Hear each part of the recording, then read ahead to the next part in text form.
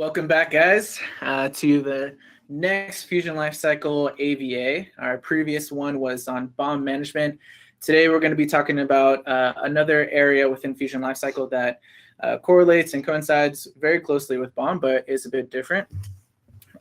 Just want to thank you guys for taking the time to come out and be here with us to get educated, to learn more about how to be effective with the tool and successful.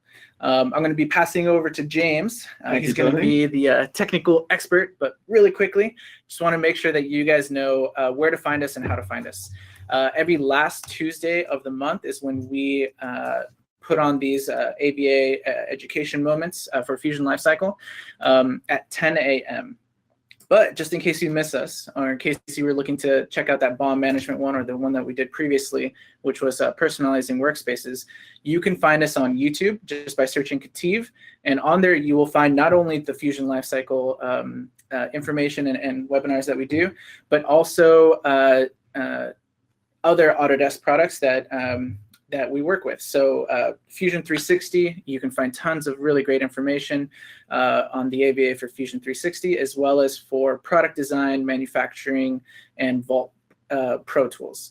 So without further ado, pass it over to James. Okay, thank you for that, Tony.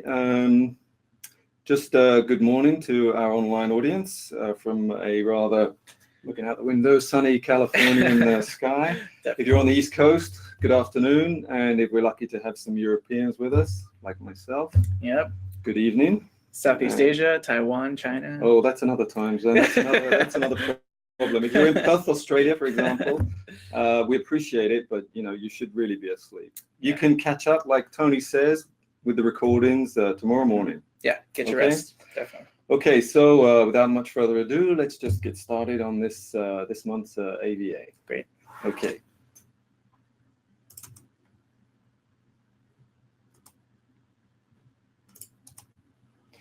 So the agenda for today is change orders, and we are going to discuss the main components of the change order, which is the managed items tab. There are two workflows involved. One is the process workflow and the lifecycle editor. I'm briefly going to look at items and BOMs just to show you the effect of adding an item to the managed items tab, and a quick look at the approval board process before we move into the demonstration, and then we'll have the question and answers at the end. So this is not really the definitive PLM ecosystem. It's just an example of an ecosystem. Each company will have its own unique set of processes, but the slide shows that the adoption of PLM can be a complex process in itself. However, when you have a PLM product such as Fusion Lifecycle, it provides a simple modular approach that allows these kind of processes to grow with your business. So whether your focus is product development, change management, supply chain or quality control, or any number of complex processes, an application such as Fusion Lifecycle provides a centralized, integrated view of your product lifecycle. So the focus, as I said, of this AVA session is going to be on the two workspaces, change orders and items and BOMs. As you're aware, there are different types of workspaces in Fusion Lifecycle. Typically we see the basic workspace, which just serves as a container for metadata, and workflow-driven workspaces that contain metadata and some workflow components that may or may not allow users to participate in these workflows. So the change order workspace is another type of workspace called a revisioning workspace. It's a bit of a mouthful when you have to keep repeating yourself. So I'm just going to try and keep it to a minimum. So a revisioning workspace. So this type of workspace not only has a workflow that allows the organization to move items through a particular process, but it allows for the revising of items when used in conjunction with a revision-controlled workspace, which is typically here, items and BOMs. So this mechanism of revisioning, there I go again, this mechanism of revisioning and revision control captures information related to a change. So this manages the revising of one or more items. So for example, we're going from working to Rev A or Rev A to Rev B, etc. This type of workspace can be used to control any number of revision-controlled workspaces, as you see here on the left. So we can use one revisioning workspace to manage multiple rev-controlled workspaces. However, this scenario is rare. Usually, we just keep it to the change orders and items and bombs, as we're going to be discussing here. So we know that the change order is a revisioning workspace that controls items in a revision-controlled workspace. But in order to complete the process, we need a way to associate the items to this change order. So we can do this in one of two ways. So here we have its simplest form, which is adding the item from the Managed Item tabs. From the Managed Item tab. The other option is to be in an item itself and use the Quick Create option in the menu to add it to a document change order. This is a bit lengthy and a bit slightly different than adding it directly into Managed Items. So we also need a workflow that reflects the engineering change process and allows those responsible to interact with the workflow. So we have the workflow, the process workflow, and the lifecycle. The standard workflow editor allows us to modify the standard workflows to fit the organization, and in a similar way, the lifecycle editor allows us to define the life cycle of the product. These workflows provide a graphical representation of the process to the whole organization. It's not obvious how these two separate workflows interact, and really begs the question of why aren't they consolidated into one single workflow. But in fact, they represent two different aspects of product management that I hope will become clear as we go through the presentation. The workflow, for example, handles the process within a lifecycle state. It defines what we do with the object, whereas a lifecycle is what happens to the object. So when adding items to or components to managed items, we need to select what is going to happen to the component when we release the change order. Here we see two components. The lifecycle is set to pre-release on the first one. The other one is set to production release on the second one. This doesn't mean an awful lot until we consider the effectivity date. The effectivity date defines when the component will be available for general use even after the CO has been released. So this kind of allows for planning future changes without affecting the current product. And is used as the basis for when the new or modified item will be kind of like phased into the BOM and the old item phased out.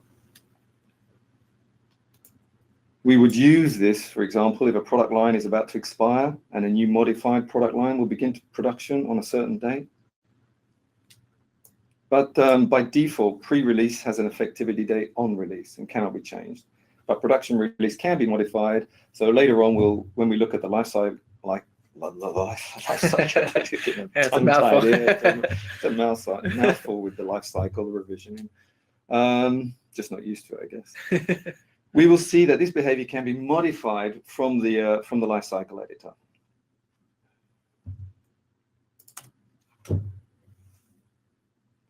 So also on the in the Managed Items tabs, we have another modification that we'll see when we save is the from and to columns. When we save the changes, the from and to columns will change to reflect the revised state from unreleased in this example. So we have nothing in the from, so it's unreleased. And because we are going pre-release, this has been defined in the Lifecycle editor as a numeric revision. So it'll go from unreleased to 1. And the production release will go from unreleased to a released version of A. Another word about the Managed Items tab, which is a welcome addition, is the new context menu that allows bulk changes to the lifecycle.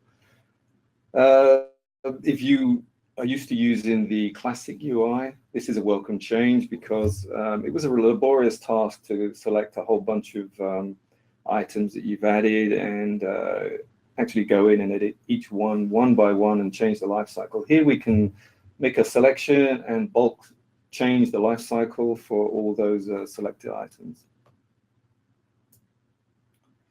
Where multiple paths exist in the life cycle, we'll get the option to choose between them.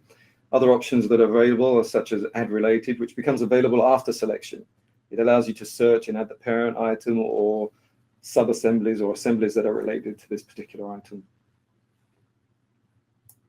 So once the component has been added, the impact is visible on parent assemblies and products even before the change has been effected through compare pending changes, for example. So quick look at the change order workflow. This is an out-of-the-box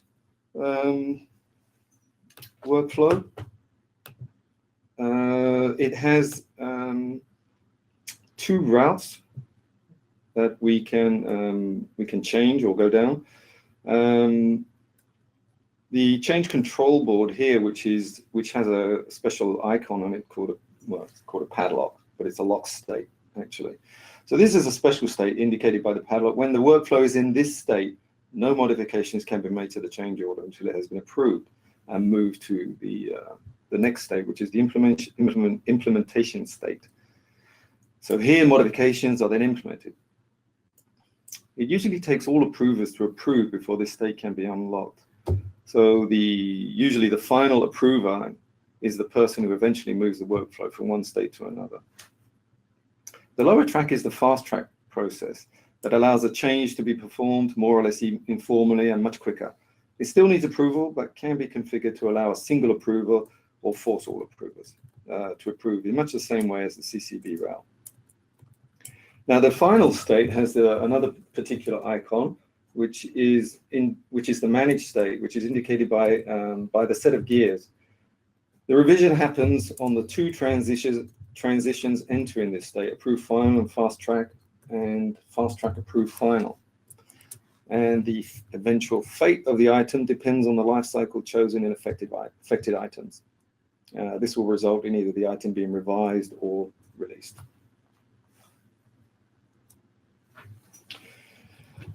So let's have a look at the life cycles. So the life cycles are managed from the lifecycle editor, and it resembles a workflow, but actually controls the lifecycle state of objects in the system. And like a workflow, it connects a set of linearly connected states via transitions. Now, these states and transitions depict what we are. Well, not what we are, but what actually happens to the object throughout its life. So it's reasonably simple, providing some configurable options to manage effectivity and whether we revise or release when we are in a particular state. So the lifecycle editor allows the administrator. This is not something that a user would use. It's at the administrative level. It allows the administrator to associate lifecycle workflows to items via the revisioning workspace. So here we just see the change orders as the only revisioning workspace available to us at the moment. If we had other revisioning workspaces, we would see them here. And then we just select the workspace, and then we would see the available life cycles that we associate or map to the change order. Here we see bypass, design, and release and obsolete, which is indicated by the little blue icons here that show that these routes and these states participate in the change orders process. So in this way, the editor can be used by multiple revisioning workspaces, each with a different life cycle.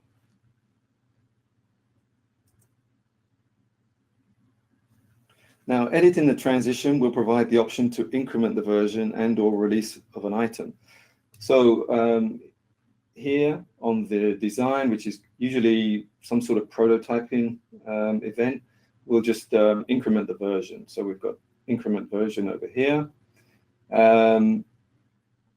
We go down to production. Production normally is a release. So we would release we would have increment version and increment release on the production.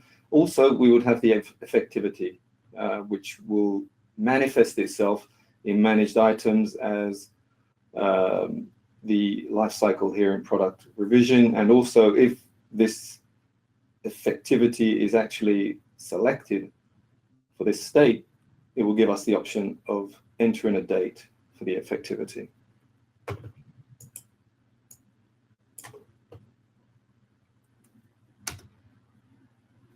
So this is what would happen. This is the effect that adding an item to the managed item tabs.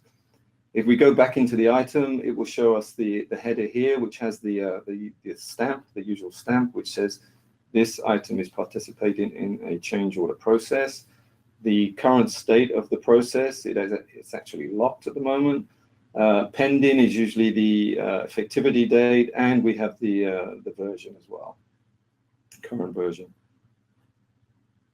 So I won't dwell too much on items and bombs as we're really looking at the change mechanism and its effect on the item itself. Suffice to say that once the CO has been released, the item revision will change as per the conditions defined in the change order and the managed item. So quick overview of approval boards. The key to any process here is allowing a set of users the ability to interact with the process. This usually takes the form of workflows that allow the process to step through a logical progression of states from start to finish. So Fusion Lifecycle allows you to use permissions and fields driven by custom written JavaScripts. On the change order page, we can not only see the participants that have the authority to make the changes, but it also indicates who has approved or who has not approved. So it gives us a visual overview in real time of who has participated in the change order process. The approvers list is just a predefined selected list of users that are allowed to move the workflow through the states. So in doing this, doing it in this way, we can kind of monitor its status. It helps us to identify and resolve potential problems. It also highlights any bottlenecks in the process.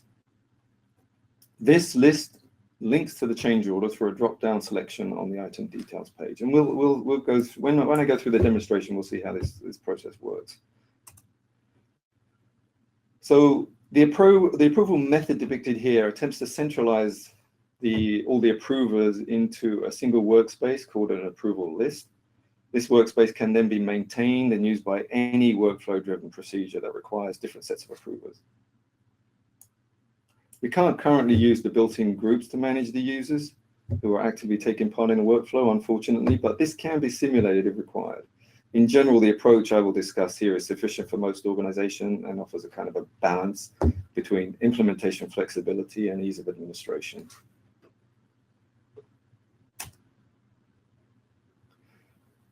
Here we see this is just a snapshot of the change order sections, approval routing, and the team, the approvers themselves. So this is through a linking pick list, and we see that the team is connected to change orders, mechanical CCB. We also have the predefined approvers, which come from this particular approval list, and we also have the option to add some ad hoc approvers that you may want to just add just for this particular change order. You just want to add them to the approvers list without actually going through the process of adding them to the approval list workspace. So once you save this, the two lists are combined and form the remaining approvers, which is the beginning of the indication of the whole process. And as the workflow progresses, approvers are removed or moved from remaining to approved sorry, the remaining approvers are moved to approved by as the process moves through the workflow from state to state. So it gives us a visual indication of who has approved and who has yet to approve. So kind of like indicating some sort of bottleneck if they take too long to approve. So lastly, just to give you a better idea of the relationship between approval lists and the change order, the upper box shows the 3 fields that make up the descriptor. This is what you see in the pick list. And then you have approvers, so approvals required stage 1, and approvals required stage 2, which is the fast track. And these are automatically copied on save down into the predefined approvers section here. So I will now go into the demonstration, and we'll take a look at that within the tenant itself. So here we are in the Fusion Lifecycle tenant. Luckily, I have a change order that I created earlier. So here we have the summary section, the detail section. We have the approval routing, the team, and I'm the only predefined approver at the moment. And rather than just add Tony, unless Tony can log in here and participate in the workflow process, if he can't do it, then he'll freeze the process. So I'm not going to do that.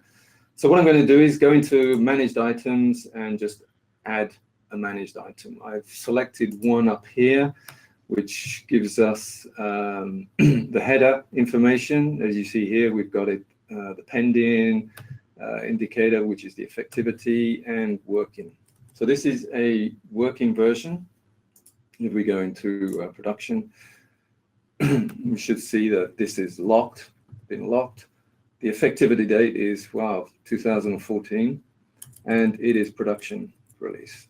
So let's go back into working, because I want to show you the effect of adding the managed item to the change order. So we click on add. It's my first option here. I'm going to add that. And if we go into here, refresh the page, we should see that this item now has the stamp, which means it is participating in a change order workflow. It's pending and still working. So we could, if we had multiple items, well, for now, we're going to have a look at the related items. So I can check whether I want to include direct children, all children, include parents. I know that there are no children related to this particular item, but I think there is a direct parent. So if I just search on that, nothing there. So let's try all children, and nothing back there. All, search all. Well, unfortunately, that one doesn't give me anything. But if it had related items, it would actually enable me to select them. Let's add another one. No, edit that one. Okay, so we're going to go from Rev A, and normally it should give us revision B. So I'm going to add another one. Let's see, that one.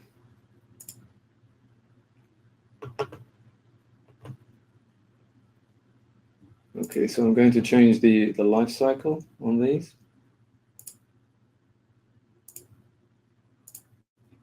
So this one is initial design revision, and I'm going to bypass and go straight into production. Save these. As per the presentation, you can see that this is initial design revision is going from unreleased to version 1. And this item is production revision going from A to B. So now we have the managed items, and we can now go to the approval workflow. Here you can see that I've already moved this into CCB, but I can go back and return it. And we're forced to enter a comment. Going back to start.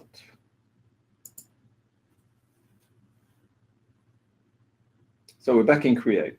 This is where we will be normally at the beginning of the change order. So then we click on Submit to CCB. We immediately enter this state, which the header gives us the information here, which is locked. I also have my approve final transition is highlighted, but not my approve. Now, the only time the approve is highlighted is if there is more than one approver participating in the workflow. So as I said, it's the last approver that will push this into the implementation state. And as I'm the only approver, it automatically gives me this here. So if I click on the approve, we'll go into the implementation state. And I go back here and check my visual indication. I can see that I have approved that particular state. So moving off into the approval workflow itself again, there's nothing actually really to do here. This is where the implementation takes place on the item. So we have approvers, but as again I'm the final approver. I'm going to approve this and move into the approved state, which is the managed item, which is what will rev the items that we've defined in managed items. So clicking on approve.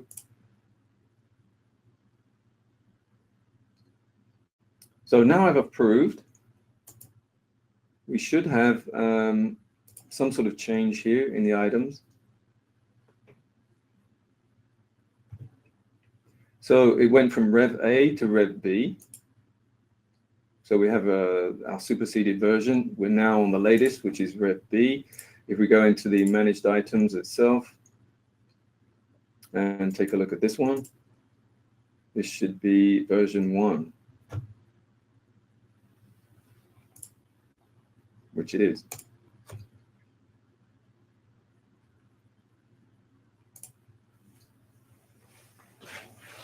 So how does all this happen? Well, if we go into the administration, I hope there are some administrators online with us today, but this is just to give you an idea of how this all works together. So if we go into the Lifecycle editor, we see, as we've seen in the presentation, we click on edit and we can change the version or the release. So we're incrementing the version, or we can increment the release. Here we should have both. So it's incrementing the version, incrementing the release. And if we click on the state itself, we see that we have effectivity. So that's the life cycle and the workflow. So if we take a look at the reference, we have the approval list. This is where we define the approvers that are going to participate in the workflow. So the one that we chose was the mechanical CCB. We can see that I'm the only approver here. I can edit this, and let's just add Nathan. And we can add Nathan again on that one. So now I have Nathan here on the CCB change orders mechanical. I can go back to my change order. And let's just create a new one. So we have our new change order. Well, for want of a better, it's not very creative, but still, it's just to show us that if I select the mechanical CCB team again and I save it, I now have Nathan as an approver. And if I go into here again, I can select Mike Carlson as an ad hoc approver. Now this should modify the remaining approvers and add all of us. It combines or merges the two predefined approvers and ad hoc approvers list.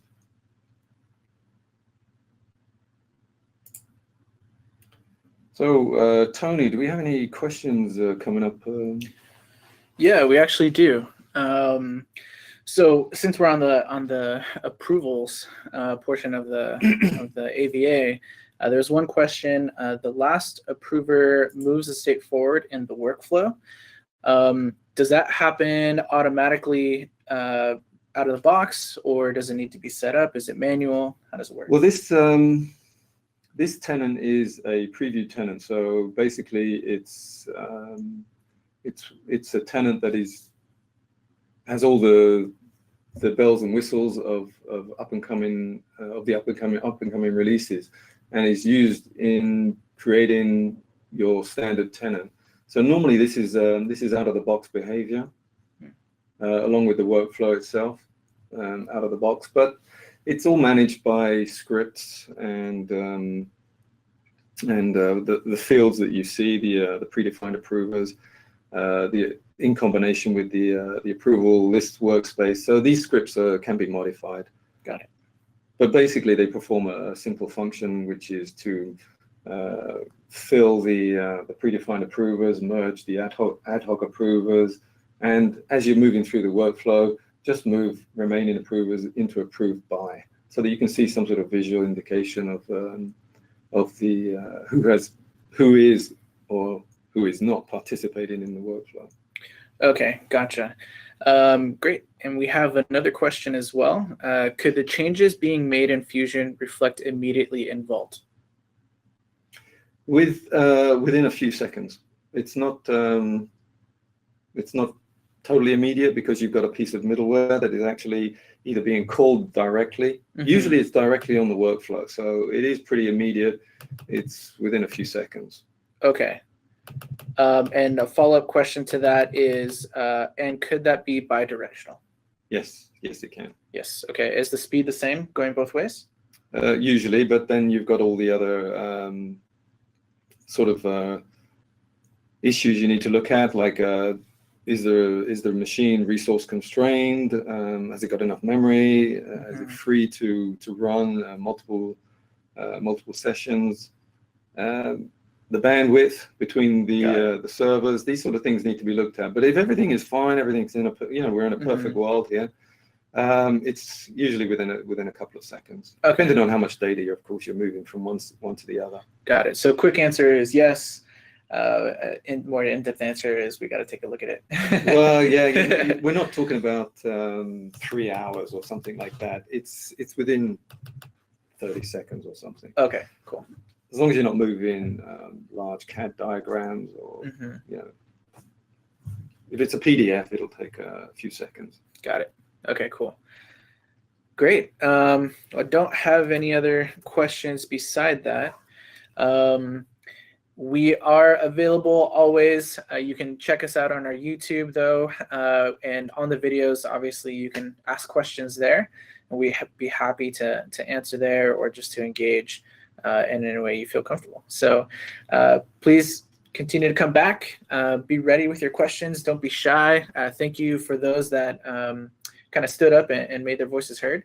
We really appreciate that, and we enjoy connecting with you guys. So thank you so much. Huge thanks to James for sharing his knowledge, for being prepared, and really working hard to make this happen. Also, a huge thank you to the rest of the KETIV team behind the scenes that make this possible as well. Great. Well, thanks, Tony. Thank you, audience, and have a good day. Yep. Have a good one, guys. Take care. Take care. Bye.